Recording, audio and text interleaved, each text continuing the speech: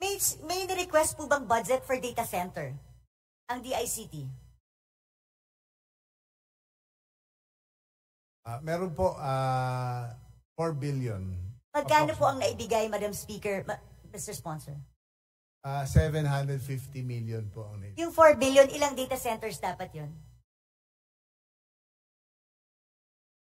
3 data centers po yon. Kaya yung 750 million,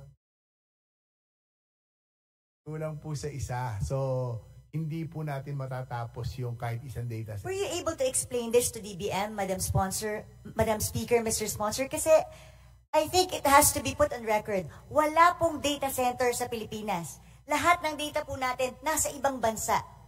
Kawawa naman po ang data ng ating bansa if even our government records are not with us. So I would like to put on record na sana po, Mr. Sponsor, again, maibalik